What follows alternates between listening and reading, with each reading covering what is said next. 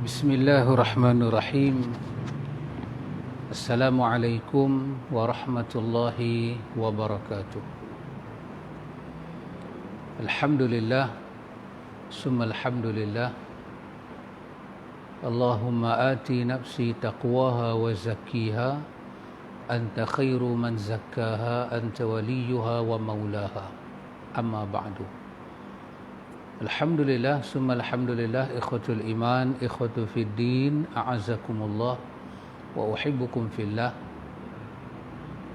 Alhamdulillah ikhwan, dengan limpah kurnia daripada Allah Al-Aziz, Al-Karim, Al-Wahhab, Al-Hadi, kita dapat bertemu lagi dalam majlis ta'lim kita ini ikhwan. Kita sedang mengadakan majlis ta'lim untuk mendapatkan karunia-karunia daripada sisi Allah Jalla wa'ala. Allah Ta'ala itu Dzul Fadlil Azim, mempunyai karunianya sangat agung, yang sangat besar, yang sangat hebat. Jadi kita pun meminta Allah daripada Allah Ta'ala kurnia-kurnia dia dengan amal-amal saleh yang kita lakukan ini. Dan pada waktu ini ikhwan, kita bersetuju pada pertemuan yang silam untuk kita membedah tentang hati kita. Kita akan bercakap tentang hati kita. Kita akan bercakap tentang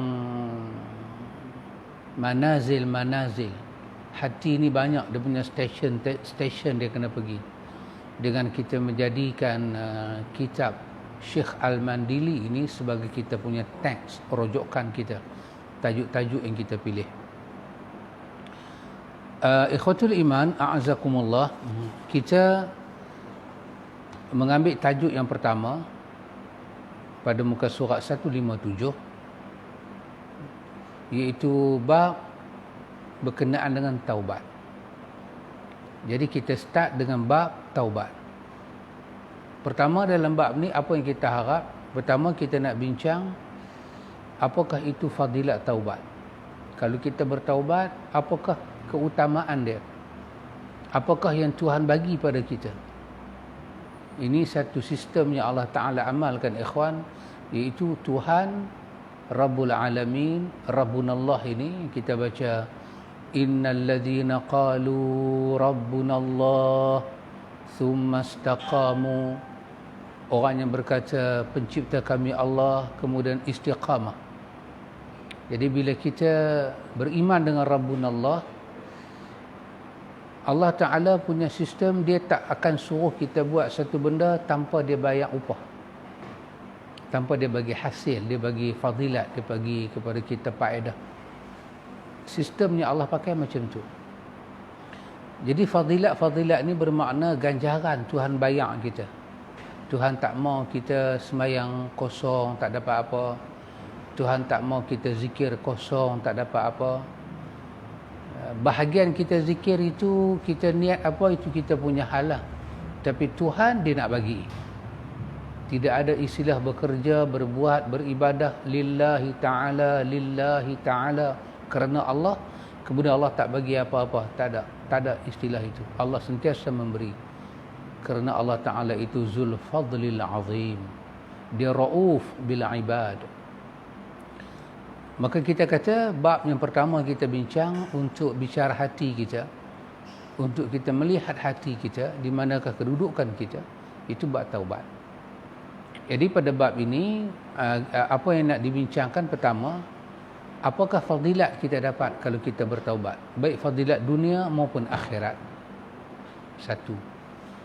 Dalam fadilat ini juga kita nak bincang, apabila kita bertaubat, apa sebenarnya yang sedang berlaku antara kita dengan Tuhan? Apa yang sedang berlaku sebenarnya antara kita dengan Tuhan? Dan Tuhan pandang taubat itu macam mana? Itu satu bab. Dan di situ mungkin banyaklah dia punya furu' dia. Dia punya cabang-cabang perbincangan kita. Yang kedua, dalam bab ni kita nak bincang apa bab taubat ini, iaitu bab apa makna taubat. Makna taubat dari segi lugah, bahasa, istilah, dan juga dari segi tasawur. Bila kata taubat itu, apa sebenarnya gambaran dia? dan nak lihat ayat-ayat Quran, hadis-hadis Nabi yang menyuruh kita taubat. 2. 3. Bagaimana cara kita nak bertaubat? Adakah taubat itu boleh dibikin-bikin sendiri ataupun macam mana? 4. Kita juga nak bincang di sini tentang syarat-syarat sah taubat. Syarat-syarat taubat kita panggil. Syurutu taubah. Taubat ni ada syarat dia. Ada benda yang kita kena penuhi. Bila kita penuhi benda itu, dianggap kita bertaubat. Andai kata tidak dipenuhi, maka tidak dianggap kita bertaubat. Kemudian kita cuba nak tengok juga, bagi orang yang bertaubat itu, apakah dia punya cabaran dia? Dah kita bertaubat ni, apa cabaran dia? Dan ada lagi 1-2 perkara yang akan kita bincang bila kita membincang masalah cabaran. Baik ikhwatul iman, kita punya tajuk ini pada muka surat 157. Itu bab yang pertama pada menyatakan taubat. Baik ikhwan, saya nak pergi pada perkara yang pertama. Perkara yang pertama iaitu apa dia? Fadilat taubat. Fadilat taubat. Baik. Seperti saya katakan tadi, ikhwan, bila kita sebut fadilat, bermakna kita bercakap tentang keutamaan, kelebihan yang berpihak kepada kita, benefit yang kita dapat, keuntungan yang kita dapat. Baik. Tengok ikhwan, saya nak menyebut perkataan yang penulis kita sebut di sini. Pada muka surat 157 ni, penulis menggunakan kalimah ini. Daripada situ kita mengolah. Penulis kata, ketahui olehmu bahwasanya taubat itu permulaan jalan bagi sekalian yang menjalani akan jalan akhirat, dan anak kunci bagi tuh sekalian murid, dan bahwasanya taubat itu wajib ia dengan bersegera daripada segala dosa. Baik, saya berhenti di situ. Pertama sekali ikhwan, tuan guru kita, penulis kita ini, qaddasallahu ruhahu ini, Allah membalasi dia dengan kebaikan, dengan membersihkan roh dia di akhirat sana dan meletakkan dia di kalangan para salihin, di kalangan umat Muhammad di sisi Allah Jalla wa'ala. Dia kata taubat itu dia adalah perjalanan yang dijalani oleh satu orang untuk berjalan ke akhirat. Untuk berjalan ke akhirat. Jadi ikhwan, manusia ni ada dua golongan. Satu, mereka yang dipaksa berjalan di hari akhirat. Yang kedua, mereka yang berjalan sendiri di akhirat. Sama juga masa hidup ada dua. Satu, orang yang dia senang untuk mati. Satu lagi, orang yang benci untuk mati. Itu digambarkan dalam hadis Nabi tentang man ahabba liqa Allah ahabballahu liqa'ah, wa man kariha liqa Allah karihallahu liqa'ah. Siapa yang suka berjumpa Allah, mati, masuk alam barzakh sampai akhirat, dia suka berjumpa dengan Allah, Allah pun suka sambut dia, Allah pun suka dengan dia. Yang kedua, siapa yang kariha liqa Allah, tak suka sampai peringkat benci. Bila malaikat cabut nyawa dia tu, roh dia keluar dalam keadaan dia tak suka dengan malaikat, malaikat tak suka dengan dia. So dua-dua pihak tak suka. Hang tak suka kat aku tak suka dekat hang. Maka kita boleh bayang momen suasana tu macam mana. Itulah yang dinamakan dengan su'ul khatimah. Dia duduk dalam satu keadaan yang su'. Su' apa makna su'? Bahasa Arab kita terjemah ke Melayu, su' bermakna jahat. Kita kata su'uzan, jahat sangka, buruk sangka. Ulama su', ulama jahat, ulama buruk. ulama yang tidak berakhlak. Maka su'ul khatimah, suasana mati itu buruk, suasana mati itu jahat. Kenapa dikatakan su'ul khatimah? Khatimah bahasa Arab bermakna penutup. Allah kata khatamallahu ala qulubihim, Allah tutup hati mereka. Khatam, penutup. Muhammad itu dikatakan khatamun nabiyyin, dia penutup sekalian para nabi. Lepas dia tak ada nabi. Su'ul khatimah bermakna mengalami suatu keadaan buruk, suasana tak seronok, berlaku suasana yang jahat. Masa bila khatimah, penyudah, roh nak keluar. Kenapa suasana ni berlaku?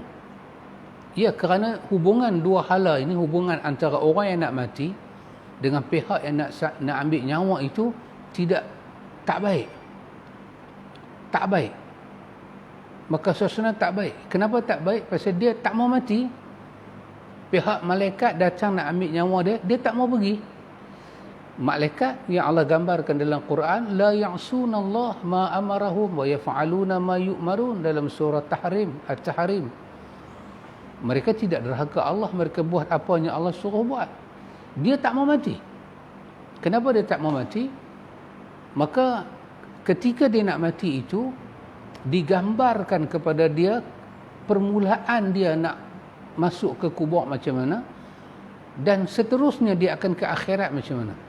Macam Sayyidina Osman sebut dalam hadis Tirmizi. Sayyidina Osman sebut apa yang Nabi sebut. Sayyidina Osman pergi ziarah kubur, dia menangis, dia teriak.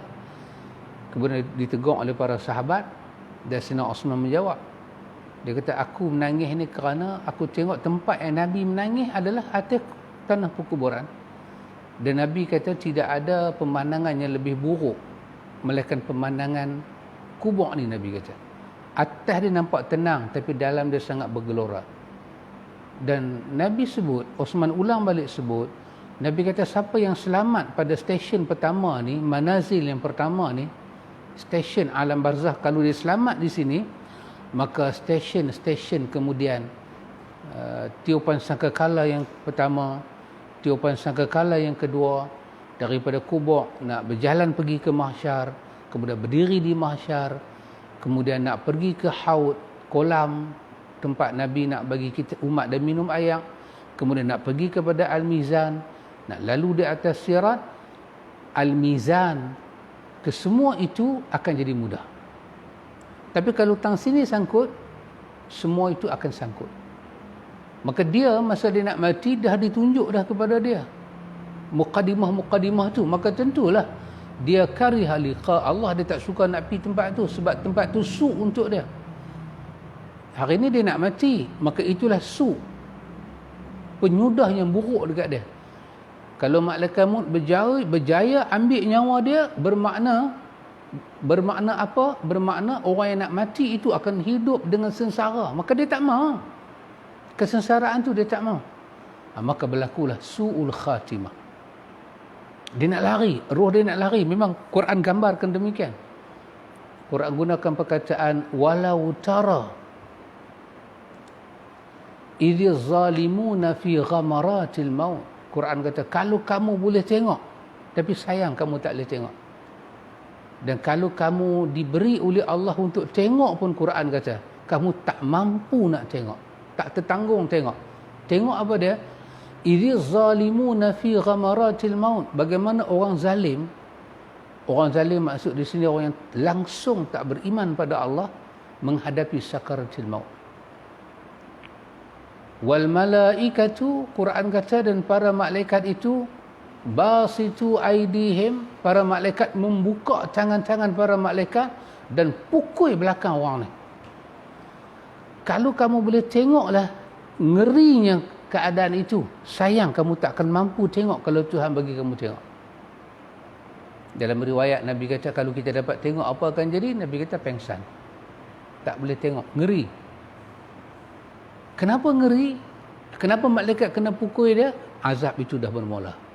Dia tak mau pergi, tentu dia tak mau pergi sebab sengsara. Maka daripada awal lagi, mukmin tadi masa nak mati ditunjuk muqaddimah dia macam mana? Busyira bi rahmatihi wa ridwanihi, digembirakan dia bahawa langkah pertama dia Tuhan dah rahmat dia, dah nuzul dah rahmat Tuhan pada dia. Saat ni kubur dia nak jadi macam mana, nak membuka macam mana, telah diberi bayangan pada dia. Bukan yang sebenar, tapi diberi bayangan kepada dia. Kehadiran malaikat itu tidaklah buat dia jadi takut macam kawan pertama tadi. Malaikat datang dengan perkataan, ya ayyatuhan nafsul mutmainnah irji'i ila rabbiki radiyatan mardiyah fadkhuli fi ibadi wadkhuli jannati. Malaikat mai dengan perkataan apa? Nahnu awliyaukum fil hayati dunya wa fil akhirah. Malaikat mai dengan perkataan itu. Wa abshiru bil jannati. Dia mai dengan perkataan, dikatakan kepada orang itu, la takhafu wa la tahzanu. Jangan kamu takut, jangan kamu sedih. Dikatakan kepada orang yang nak mati. Apa lagi? Wa abshiru bil jannah. Digembirakan dia dengan syurga.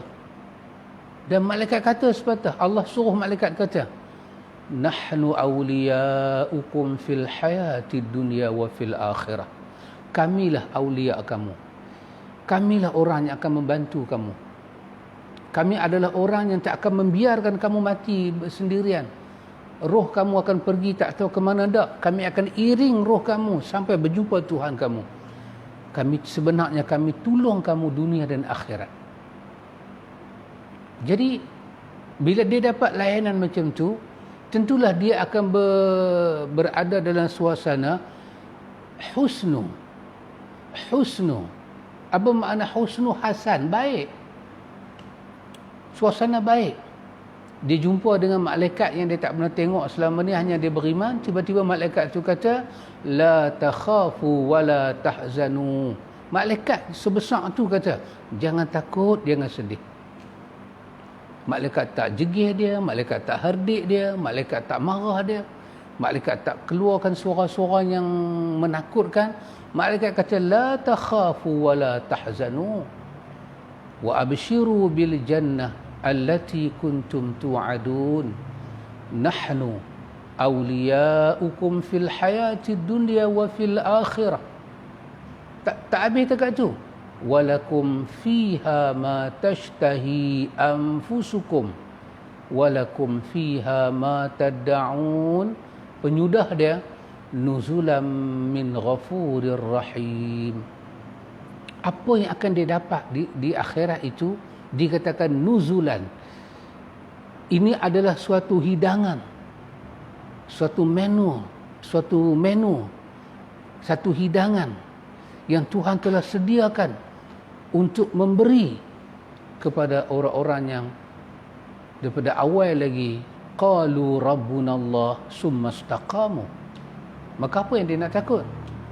Memanglah dia takut dengan makna kata dia gabra, dia kecut perut sebab dia tak pernah tengok malaikat. Tapi dia tak seperti kawan hak mula tadi, lawan balik, bertindak balas, tak mau. Sampai tahap mana dia bertindak balas dengan malaikat? Dalam surah Al-Qiyamah Allah kata sampai tahap apa dia? Wal taffatis saqu bis-saq. Bila ruh dia nak cabut tu, kalla idza balagatit taraqi wa qila man raq wa dhanna annahu al-firaq wal taffatis saqu bis-saq. Bila nak cabut nyawa dia dah sampai tang sini, nak keluar tu gar-garah tu, dia tak mau pergi.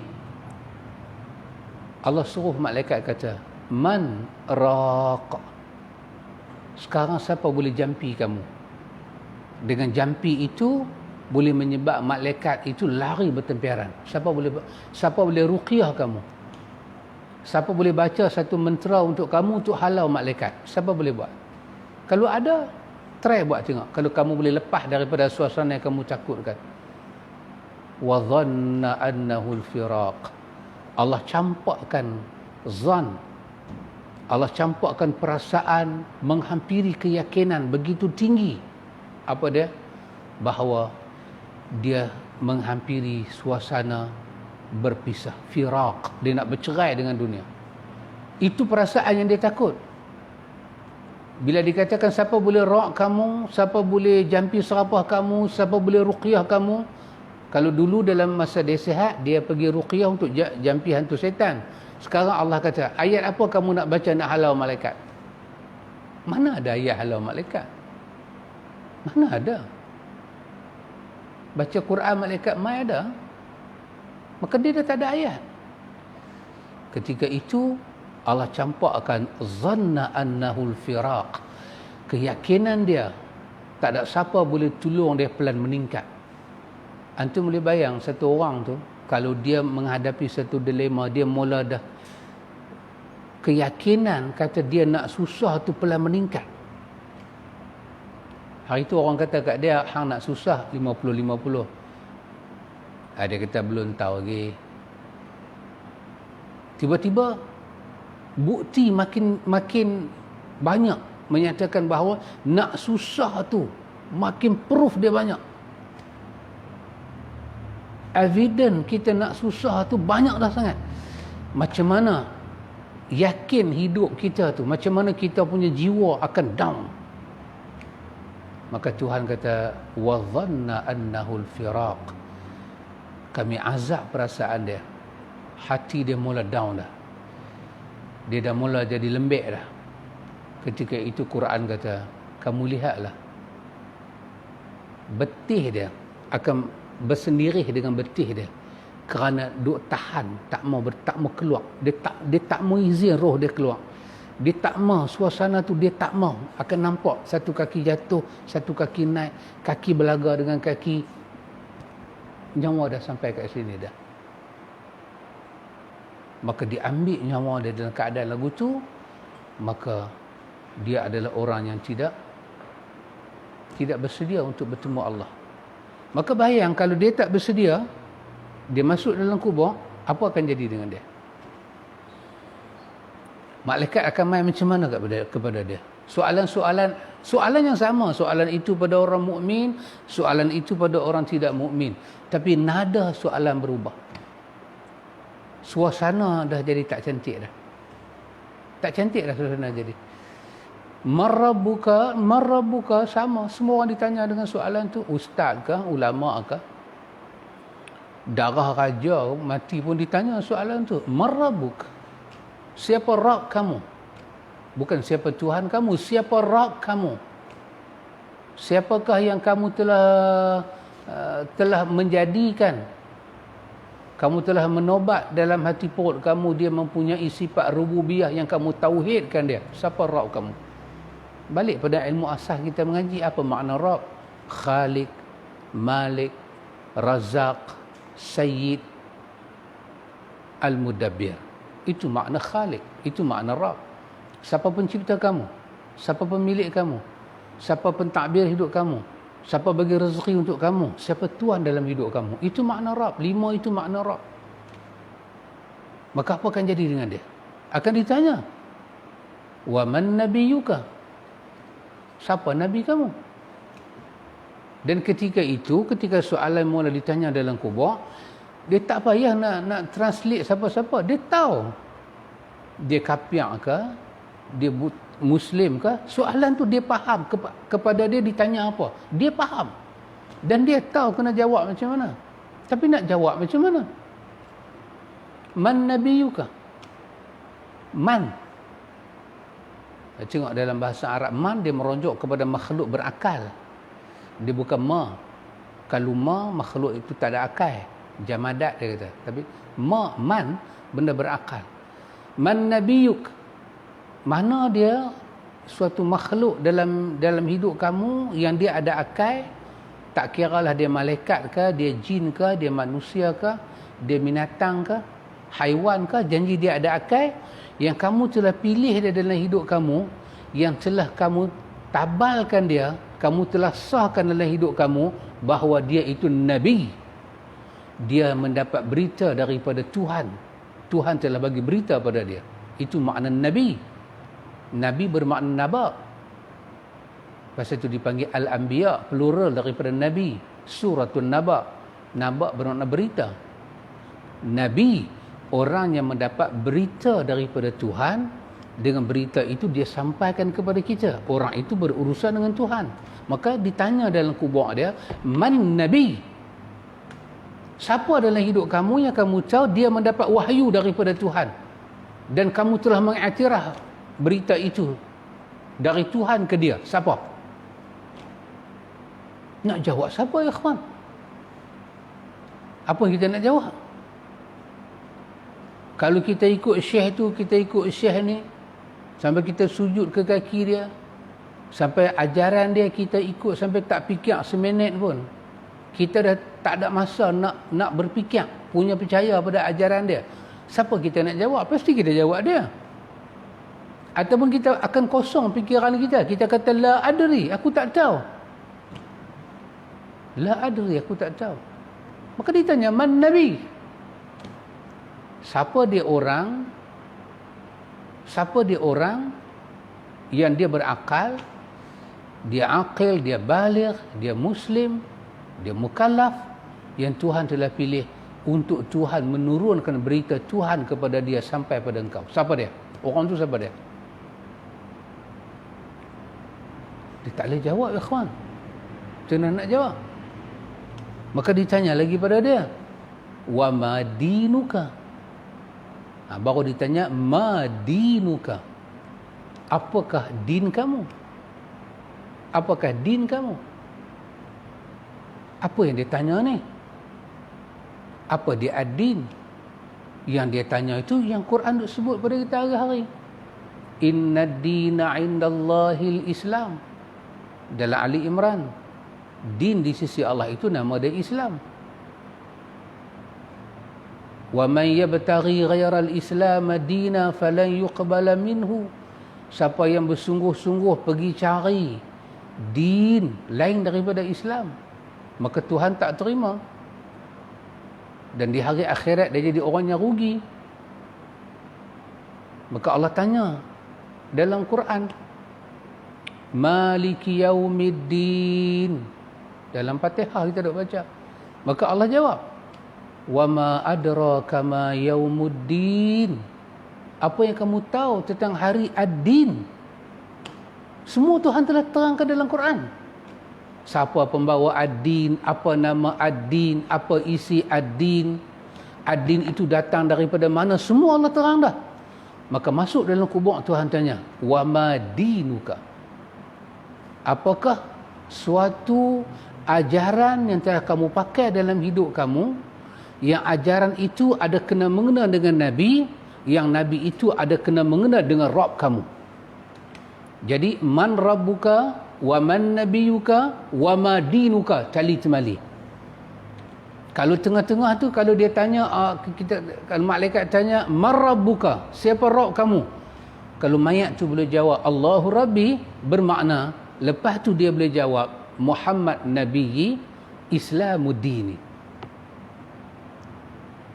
Tapi kalau dia tak boleh jawab Allahu Rabbi, dia kata la adri, bagaimana dia nak jawab Muhammad Nabi?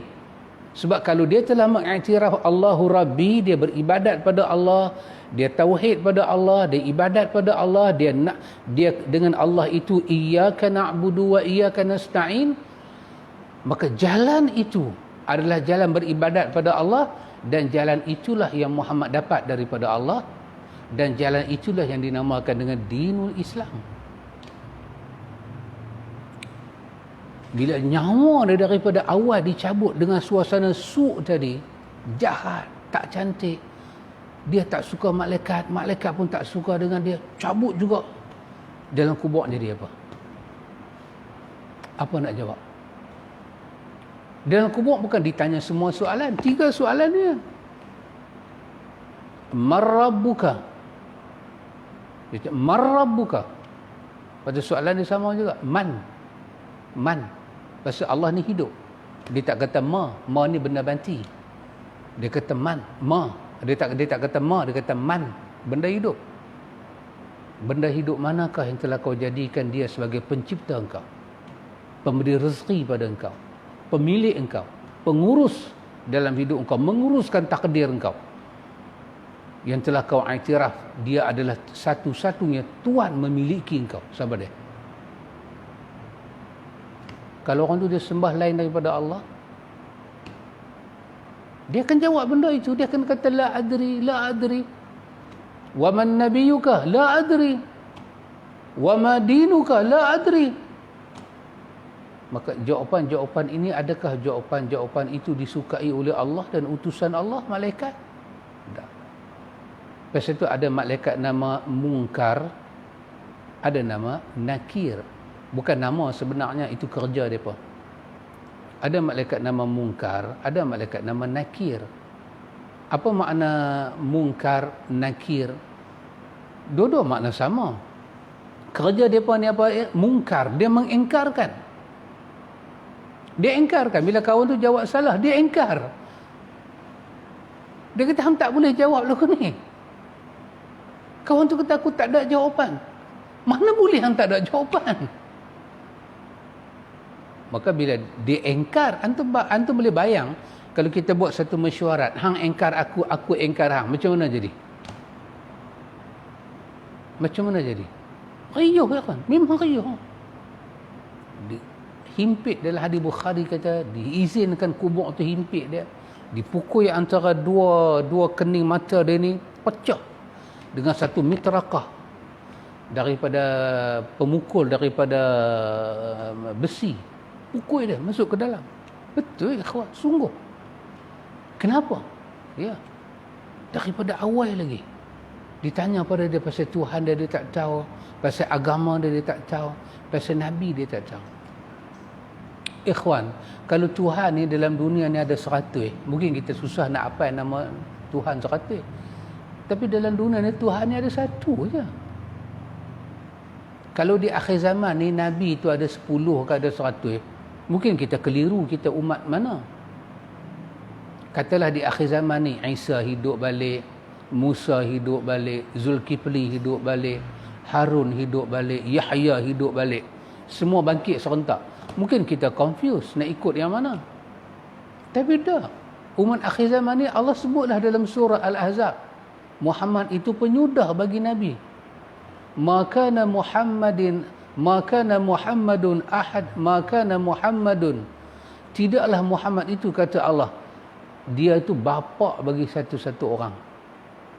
Tapi walakin, akan tetapi, dia adalah khataman nabiyyin, dia adalah nabi yang penyudah. Di akhir zaman tak ada 10 nabi, 20 nabi, ada satu saja. Macam mana boleh keliru? Dan di akhir zaman satu saja agama yang diiktiraf di atas lisan Tuhan, Islam. Tiba-tiba orang ikut Islam yang tak ada Muhammad di dalamnya. Orang ikut Islam yang ajaran Islam dia ikut itu menolak Quran, kalam Tuhan. Islam apa yang tinggal dengan dia? Islam dia ambil Quran, tolak kalam Nabi. Ini semua dalam kubur dia nak perbetul macam mana ni? Allahu Rabbi, Muhammad Nabi, Islamu dini. Maka susah dia. Rupanya bukan dalam kubur saja kita terpecah jadi dua. Masa nak mati terpecah jadi dua. Masa hidup terpecah jadi dua. Mukmin dan tak mukmin. Rupanya ikhwan, sampai di hari akhirat kita bangkit pun dua juga. Satu orang yang bangkit di hari akhirat berjalan dia sendiri. Satu orang dipaksa bangkit.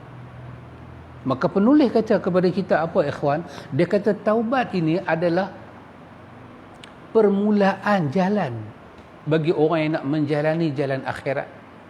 Dia kena start dengan taubat. Dan taubat ni pula dia kata apa dia? Anak kunci tuah. Di bahasa lama boleh faham tuah. Tuah ni maksud dia apa? Kebaikan.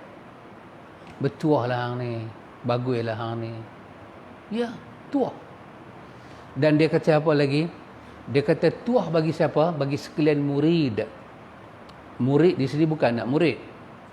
Murid di sini bahasa Arab murid, dia merujuk kepada orang yang sedang menyucikan diri dia untuk melangkah mendekati Allah Ta'ala. Dia dipanggil murid.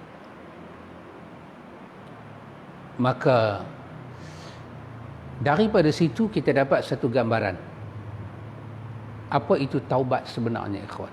Kenapa kita kena duduk di pihak taubat? Kerana bila satu orang tu dia tak start dengan taubat, dia ni, ikhwan, dikatakan belum bersedia untuk kembali ke akhirat. Belum bersedia.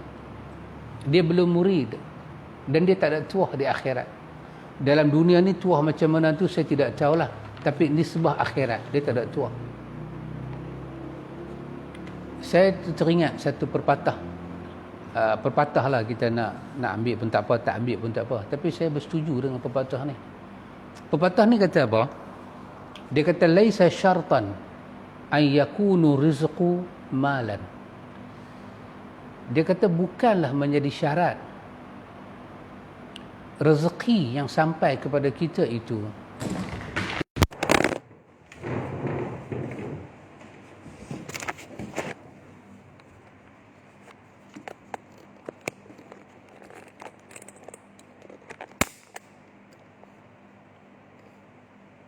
pepatah ini menyatakan bahawa kata pepatah ini bukanlah syarat, laisa syartan, bukanlah syarat. Syarat apa?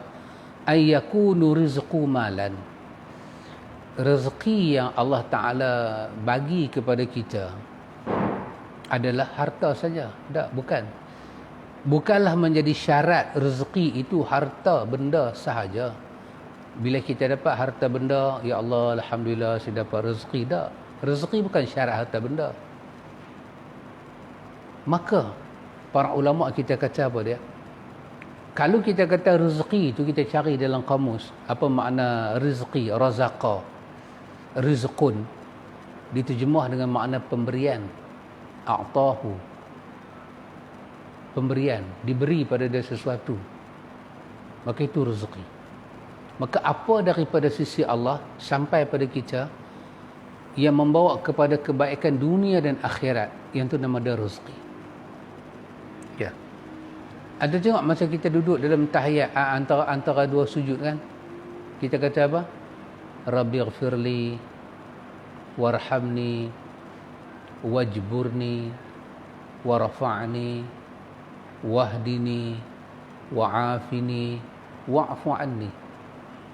Salah satunya ada warzuqni, bagilah kepada saya rezeki, makan minum RM2. Tapi yang tu saja ke ada? Wa'afini, rezeki. Wa'fu anni, rezeki. Wajburni, rezeki. Warafa'ni, rezeki. Salah satunya pada wahdini, rezeki. Hidayah rupanya rezeki, ikhwan, kerana dia daripada Allah. Ihdinas siratal mustaqim. Ya Allah, hidayahkanlah saya ke jalan yang lurus. Rezekikanlah kepada saya rezeki, nama dia hidayah ke jalan yang lurus. Maka ulama kita kata, siapa yang mendapat rezeki, siapa yang mendapat petunjuk daripada Allah, ilham daripada Allah untuk bertaubat, dia mendapat semulia-mulia dan sebesar-besar rezeki. Rezeki nama dia duit, semua orang dapat. Rezeki nama dia sihat, semua orang dapat. Rezeki nama dia makan minum, semua dapat. Rezeki yang nama dia kehidupan hari-hari, semua dapat. Tapi rezeki yang nama dia hidayah untuk bertaubat, tak semua orang dapat. Dan orang yang dapat pula rezeki taubat ini, ikhwan, pula ada makam dia tertentu pula, ada dia punya kategori pula. Kawan ni sampai taubat tahap ni, dia dah tak boleh pergi dah, dia dah lain dah, dia tak boleh nak melangkah lebih. Ya subhanallah, ikhwan. Jadi kerana itu bila Allah rezekikan kepada kita taubat, Allah hidayahkan kepada kita taubat, bermakna Allah hidayahkan kepada kita apa, ikhwan? Allah hidayahkan kepada kita rezeki. Apa itu, ikhwan? Inilah bab yang pertama saya kata tadi. Dalam bab taubat ini, bab yang pertama kita nak bincang adalah fadilat taubat. Ini, ikhwan, kalau antum di sisi antum ada Quran, antum cuba melihat dalam ayat yang ke-8 daripada surah At-Tahrim. Ya subhanallah. Antum boleh tengok di situ. Ayat yang ke-8 daripada surah Tahrim. Allah kata apa, ikhwan? Allah kata, Ya ayyuhalladzina amanu tubu ilallahi taubatan nasuha. Asa rabbukum an yukaffira ankum sayyiatikum wa yudkhilakum jannatin tajri min tahtihal anhar yawma la yukhzillahu an-nabiy walladzina amanu ma'ahu nuruhum yas'a baina aydihim wa bi aymanihim yaquluna Rabbana atmim lana nurana waghfir lana innaka ala kulli syai'in qadir. Cuba kita tengok ayat berkenaan dengan taubat, tapi sebanyak mana rezeki Allah bagi kat kita dengan taubat. Tapi ikhwan, dalam Quran ni bukan ada satu ayat ni saja berkenaan dengan taubat. Banyak lagi ikhwan. Nanti saya akan cuba masuk untuk kita lihat, terutama di musim COVID ni, COVID-19 ni. Antum tengok terjemahan dia. Allah kata, wahai orang-orang yang beriman. Wahai orang-orang yang beriman. Ini bicara iman, bicara hati mukmin.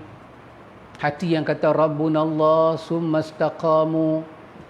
Rabbunallah, Rabb kami Allah, pencipta kami Allah, pengurus hidup kami Allah, memiliki hidup kami Allah, yang bagi rezeki pada kami Allah, yang menjadi sayyid kepada kami Allah. Summa istaqamu, dia lurus, dia istiqamah di atas ucapan itu, maka dia pun melakukan pengibadahan pada Allah dan memohon pertolongan pada Allah.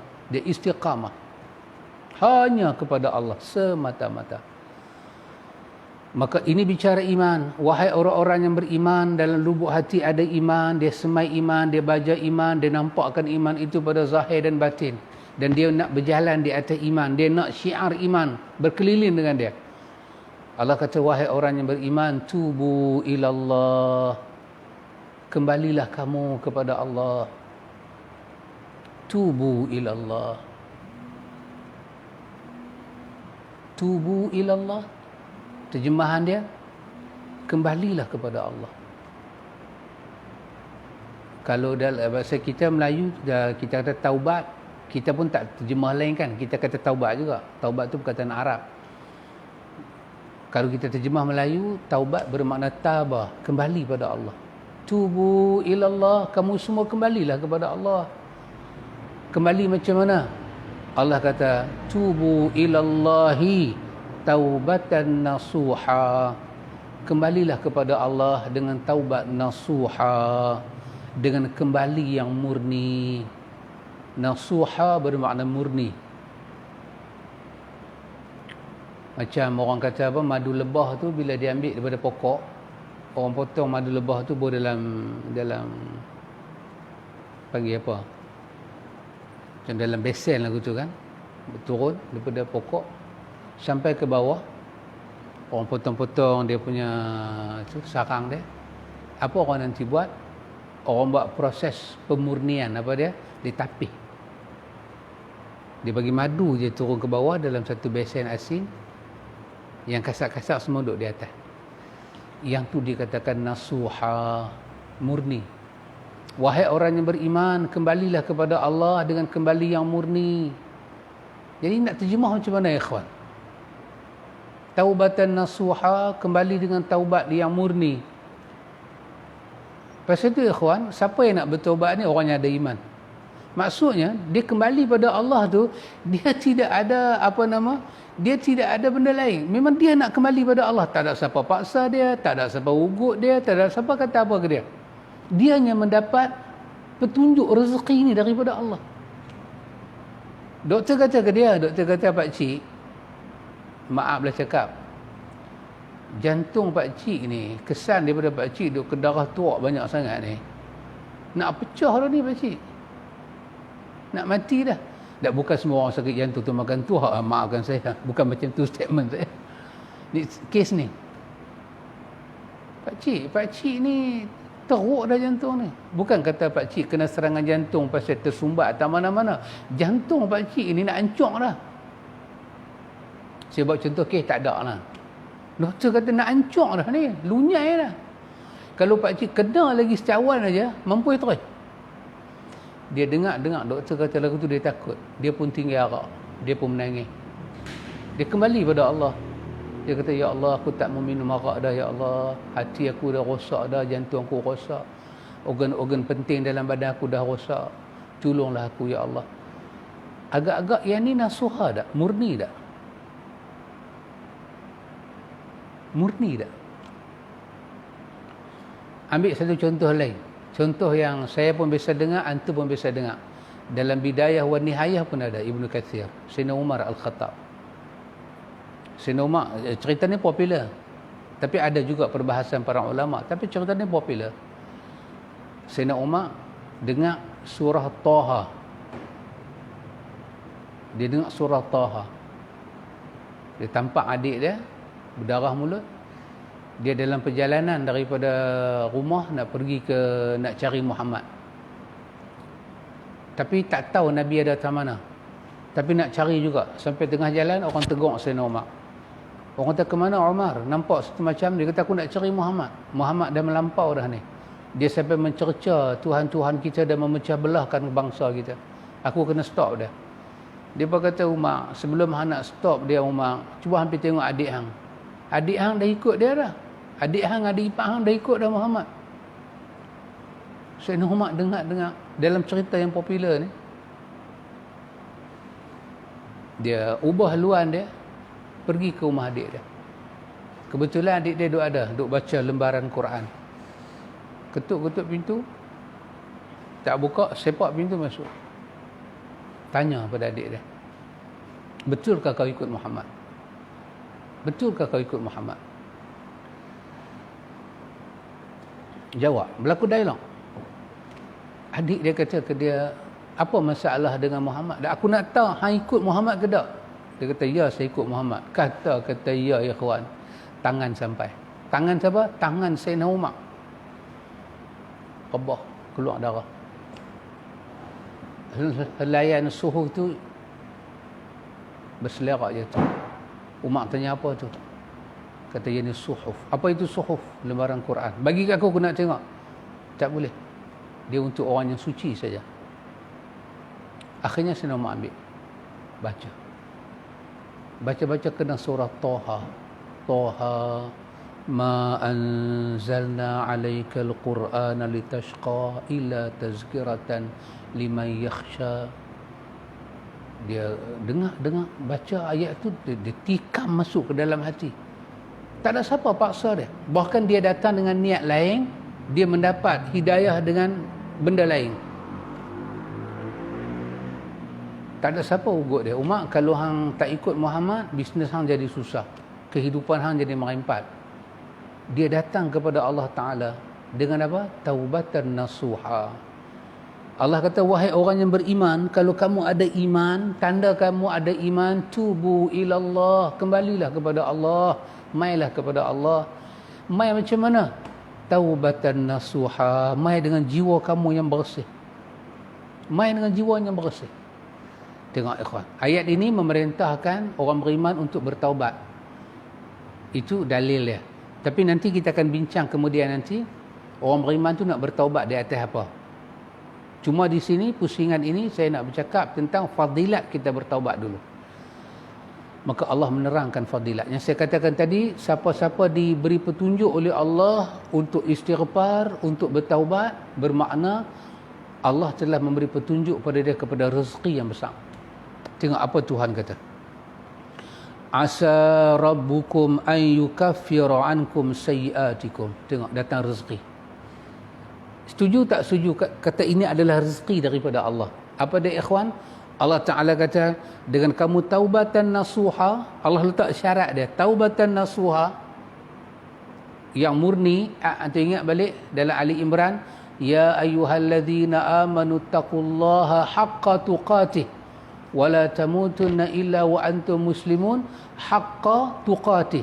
ittaqullah haqqa tuqatih, maka di sini tubu ilallahi taubatan nasuha, dia sama. Yang tu bertakwa pada Allah dengan takwa yang benar, di sini pula taubat pada Allah, kembali pada Allah dengan kembali yang benar, kembali yang murni, tak mau ada sebab-sebab lain, kembali pada Allah. Kenapa kena kembali pada Allah dengan murni hati ni, tanpa ada paksa apa? Tengok Tuhan kata, asa rabbukum, mudah-mudahan. Ini mudah, asa ni, asa rabbukum di sini bukan makna mudah-mudahan macam kita kata try nasib dah. Ini dengan makna kepastian. Asa di sini dengan makna kepastian, pasti. Macam kita kata, jumlah kita pergi try tengok, kalau kedai tu buka kita minum, kalau tak buka nasib kita lah kan. PP memang tak buka, pasal apa? PKP tak buka. Itu nama dia try nasib. Ni dah asa rabbukum, mudah-mudahan yang pasti. Pasti kamu akan dapat janji Tuhan kamu ni. Apa dia? An yukaffira ankum, dengan kamu taubat pada Allah, Allah Ta'ala akan menghapuskan, mengkifaratkan sayyiatikum, semua kejahatan dan kejelekan hidup kamu, semua. Satu pun Tuhan tak tinggal. Tuhan cuci betul. Kafarah. Ikhwan, Tuhan cuci dosa kita. Tuhan cuci dosa kita di dunia, akhirat kita jadi apa? Waghsilhu bil ma'i was-salji wal baradi. Ya Allah, cucilah dosa mayat ni ya Allah. Bil ma', dengan air biasa. Was-salji, tak cukup air biasa ya Allah, pakai air salji. Pakai air barid, air ais yang sejuk. Cuci dah ya Allah, secuci-cucinya ya Allah, sampai jangan nampak macam mana kain putih. Kalau Allah terima doa tu, mayat jadi apa ikhwan? Itu kita mati orang minta. Yang ni kita hidup, kita buat sendiri. Apa dah taubat pada Allah. Allah kata apa? Yukaffira ankum sayyiatikum, semua kesalahan kamu aku hapuskan, satu pun aku tak tinggal. Aku tak berdendam dengan kamu. Satu. Dua, wa yudkhilakum jannatin tajri min tahtihal anhar.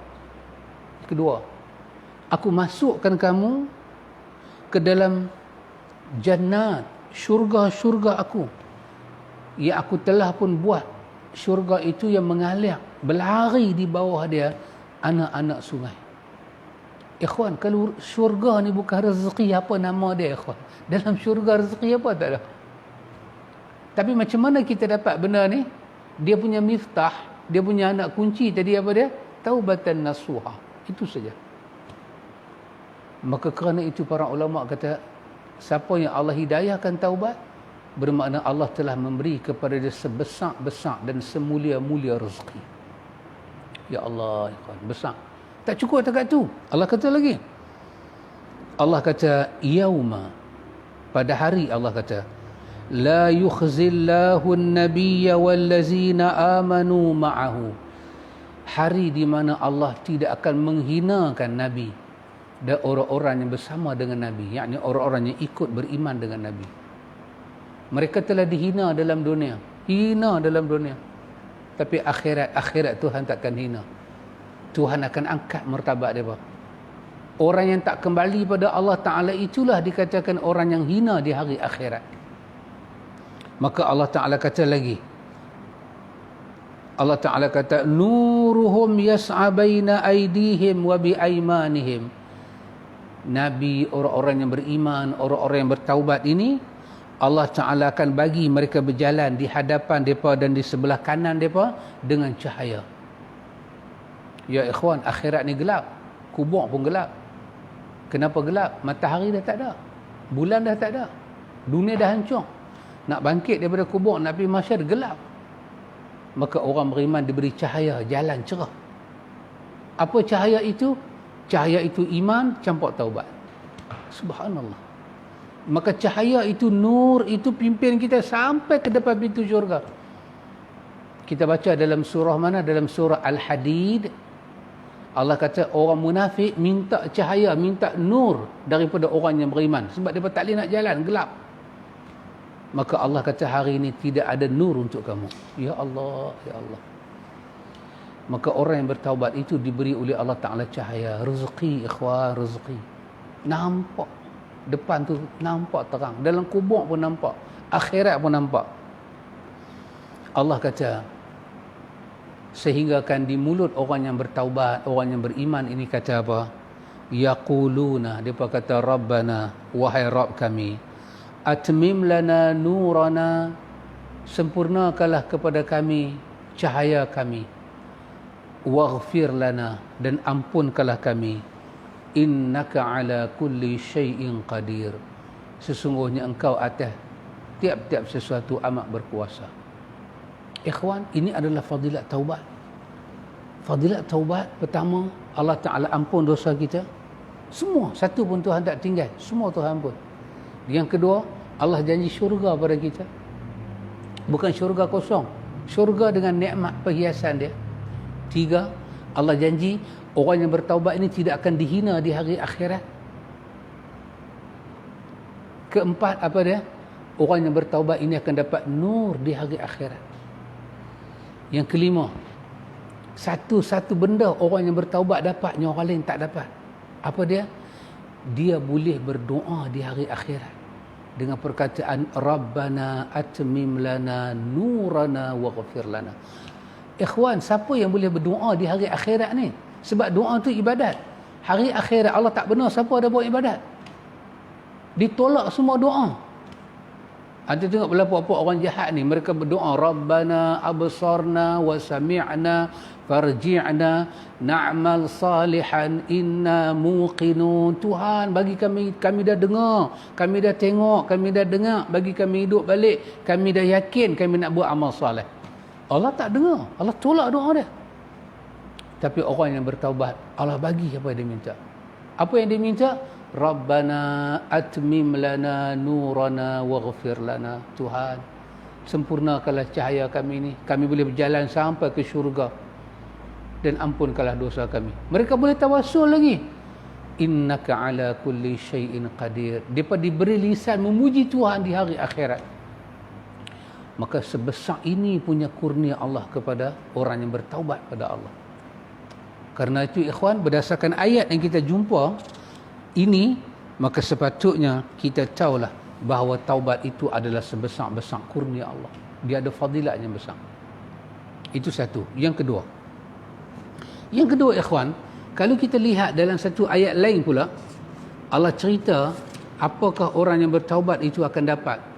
Tadi di akhirat, keampunan dosa, syurga, tidak dihina, dapat nur, boleh berdoa lagi, itu akhirat. Di dunia ni kita dapat apa dengan taubat? Ikhwan, kalau antum boleh merujuk dalam surah Nuh ayat yang ke-10 sampai ke-12. Dalam surah Nuh ayat 10 sampai 12. Allah Ta'ala kata, faqultu astaghfiru rabbakum innahu kana ghaffara yursilis samaa'a 'alaikum midrara wa yumdidkum bi amwalin wa banin wa yaj'al lakum jannatin wa yaj'al lakum anhara. Allah kata, Allah cerita Nabi Nuh kata pada kaum dia. Nabi Nuh kata, aku berkata kepada mereka, kaum Nabi Nuh. Apa Allah suruh Nabi Nuh kata pada mereka? Istaghfiru rabbakum. Maka pohonlah ampun kepada Tuhan kamu. Bertaubatlah kamu pada Allah. Innahu kana ghaffara. Sesungguhnya Allah Ta'ala itu sangat pengampun. Dia ghaffar. Dia akan tutup kesalahan kamu. Dia tak akan ungkit-ungkit dah. Dia akan tutup kesalahan kamu. Maka dia suka menerima keampunan kamu. Pergi minta ampun pada Allah dengan jalan taubat. Tengok apa Tuhan bagi di dunia, ikhwan. Di dunia. Tadi di akhirat, ni di dunia.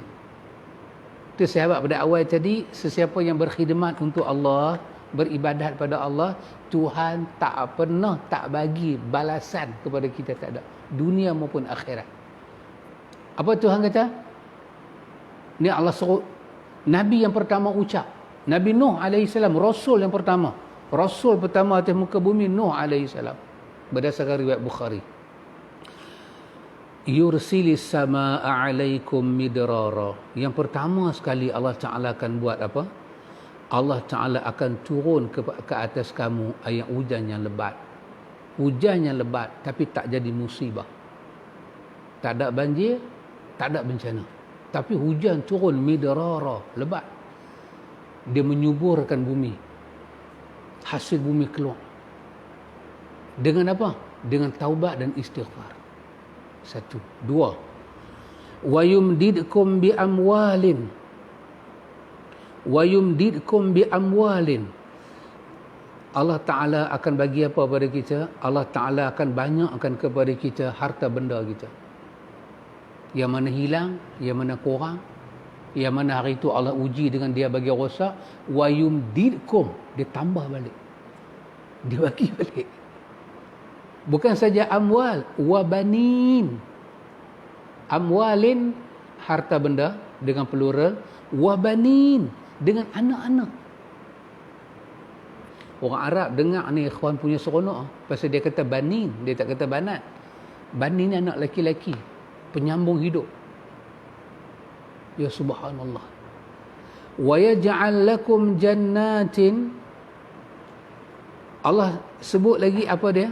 Wa yaj'al lakum jannatin wa yaj'al lakum anhara. Allah Ta'ala akan bagi apa pada kita? Jannat. Kebun-kebun. Atau kita ada kebun tanam buah-buahan, pokok-pokok kayu. Kita ada bendang. Kesemua itu kata Allah, wa anhara, dan sungai-sungai yang ada. Kesemuanya Allah Ta'ala akan perbaiki untuk kita. Ini di dunia, ikhwan. Apa tadi, ikhwan? Ayat hujan turun. Allah banyakkan kepada kita harta benda dan anak-anak. Allah fungsikan balik kepada kita segala tanam-tanaman kita. Dan segala sungai-sungai yang kita pakai. Sungai ini penting sebab dia berhubung daripada bukit, sungai dan laut. Dia berhubung. Kesemua itu Tuhan repair bagi elok. Kehidupan kita jadi elok. Dengan apa, ikhwan? Di dunia kita dapat dengan apa? Dengan taubat dan istighfar. Subhanallah, ikhwan. Bila kita baca riwayat-riwayat seperti ini, ya Allah, kehidupan kita, hak nama hidup kita ni, kalau hujan tak turun macam mana, kalau anak tak ada ataupun mati anak. Satu, anak tak ada keturunan. Yang kedua, anak mati.